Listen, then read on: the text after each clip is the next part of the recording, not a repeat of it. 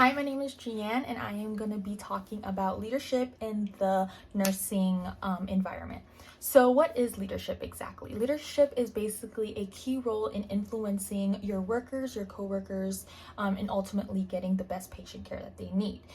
They help out to bring a better outcome into the environment, into the work environment, as well as the care of your patients as well. A leader they have the ability to basically influence and shape their followers' values, attitudes, and behaviors in the workforce. So we're gonna watch a video of what an example of a bad leadership role is. Oh, okay. You guys are here early. Welcome. This is so exciting. Okay, let's go see what the nurses are up to, and I'll tell you all about this hospital. Welcome to the Dunder Mifflin Hospital. This is where we cure people. Hi, my name is Aliana Scott. I am the new DON here at Dunder Mifflin Hospital.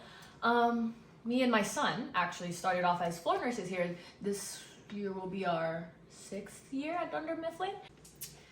So a little bit more about my son, my lovely son, Miguel Shrew. So he's still actually a floor nurse, not for long, but Anyway, he is I personally think he's a very good role model of a worker. He's super dedicated, very flexible, hardworking, dedicated, just everything good and all the qualities you need in a really great nurse. It's my son. All right, let's check on our nurses here at the ICU. All right, we have Marcus. Working hardly working. Keep working. Right, and this is my lovely son, Miguel. Okay, look at him.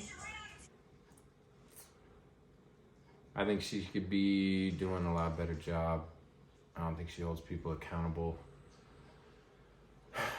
You got Miguel over here running around doing God knows what. Don't know what's going on. He's over here checking blood pressures. The guy's not even using a cuff. So, it's frustrating sometimes. I tell Allie about it. She says, give him another chance. But he's been here 5 years longer than me. So, I don't know. It's just, I'm over here teaching the guys that have been here a long time. It's just disappointing. As you know, my mom is a DON, so I'll do what I want. You feel me? Just kick back, be on my phone, watch Netflix. Here at Dunder Mifflin Hospital, patient care is the number one. Oh, Miguel, sweetie, hi. So, we have a family dinner to go to, so I'm gonna pull you out real quick. Marcus?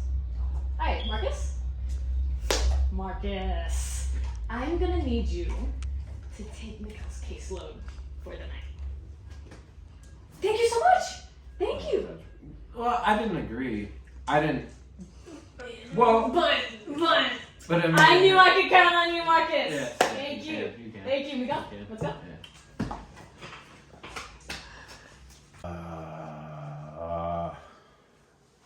Dude, Miguel, man.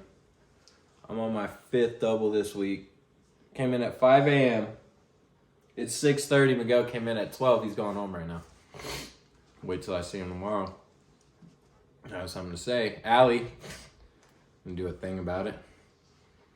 I don't know what I'm gonna do about this, but it is what it is. Take my hourly.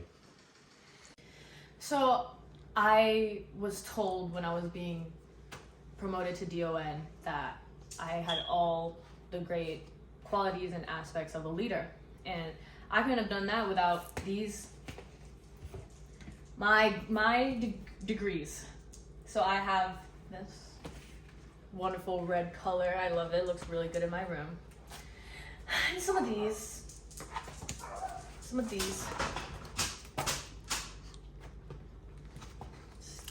Not all leadership roles are good leadership roles and are effective leadership roles. Some nurses that have poor leadership often struggle a lot in completing work demands, as well as they feel unsupported, so they tend to turn into aggression towards their coworkers, their boss, and also the patients, which can be a big thing when it comes to our nursing job.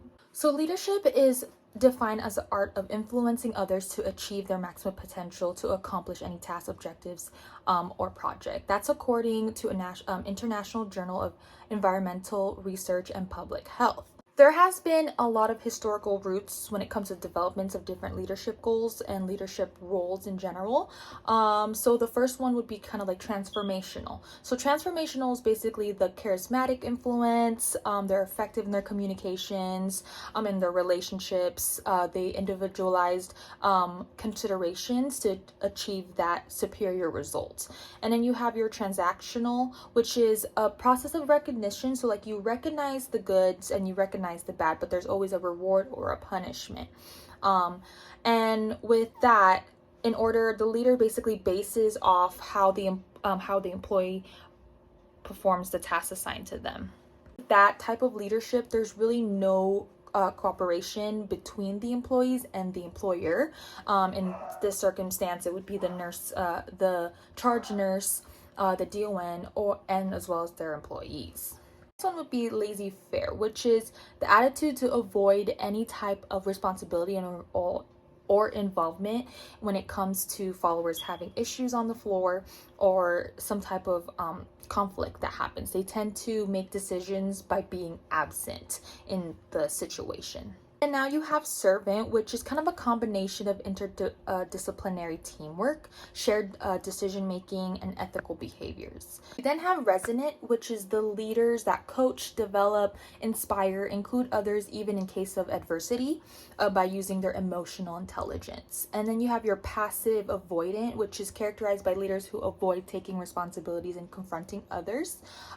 Employees perceive this as a lack of control in the environment, resulting from the absence of clear directives. And then you have authentic, which is characterized by a leader with an honest and direct approach. The key elements are self-awareness, internalized moral perspective, balanced processing, rational transparency. So those are basically the main 7 leadership roles that we kind of see throughout the work environment, especially and obviously and also in nursing environments. And then the main 2 that are usually used most is your transactional and your transformational leadership. Those they kind of use hand in hand depending on who is in the leadership position and role as well. So transformational is basically a way to empower others, while there are others that are transactional, which are more like to put them accountable for their actions. As a leader, mostly in the nursing environment, there are ways that we need to fix this problem where we are not just using transactional. We should use more contemporary ways to fix the problem in a leadership role. Transformational leaders work to inspire their followers to look past their own self-interest and to perform above expectations to promote team and organization interests. Transformational leaders also involve leadership through the transformation of individuals or the followers to work towards a common organization goal. Transformational leaders are basically based on inspiring individuals and forming teams to achieve goals and to make sure that their workers are doing the best that they can, and as well as them as well, they're able to influence their followers and their workers into being the best nurses that they can be.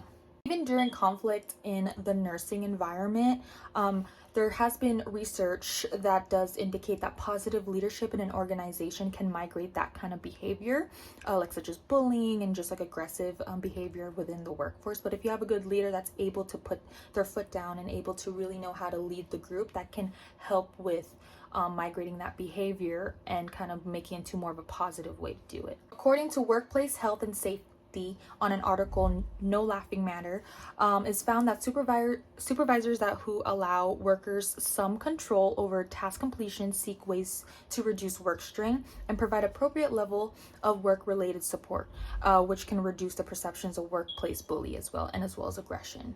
Having that leadership role in order to really set boundaries and know how to work with your workers, and basically having a good influence and support towards your workers as a leader can really provide a lot of insight and perceptions on these workers, because then they're going to want to work more, and they can see that the criticism that you're giving is like not negative. If anything, it's just a way to push them to get better.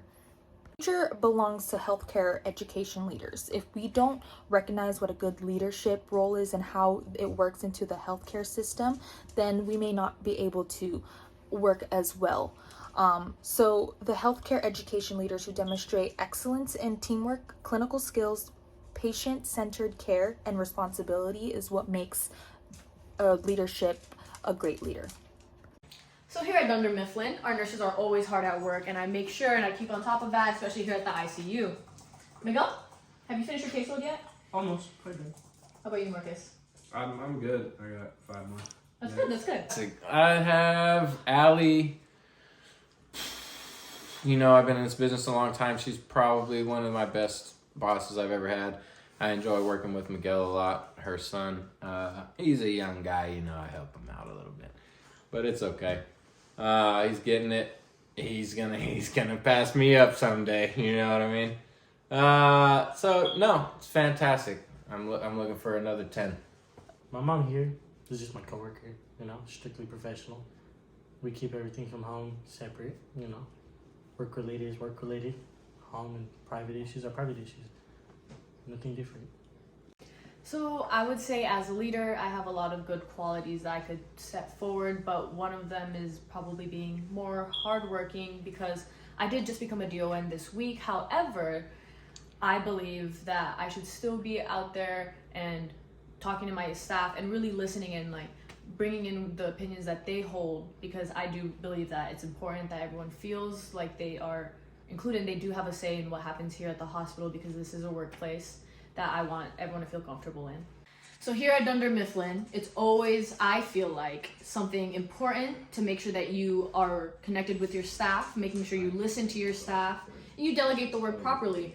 I like to be on the floor personally so that I'm really connected with my staff and my patients. Thus, it is important to explore positive forms of leadership that can eliminate or reduce that vulnerability to like bullying, aggression, conflict, and improve coworker relationships, as well as yourself. If you are in that part where you want to be a leader, then you know how to be a good leader. And now I can really see the improvement in myself, just as a person, but especially as a leader. All thanks to Nurse Deanne. What a fantastic video. The thing is, you see, Nurse Deanne, really unbelievable. It was fantastic. Learned a lot of things. That's all I got to say. Nurse Deanne. Let's give her some credit. Better leadership skills, better everything. Thank you, Nurse Deanne. Thanks, Nurse Deanne.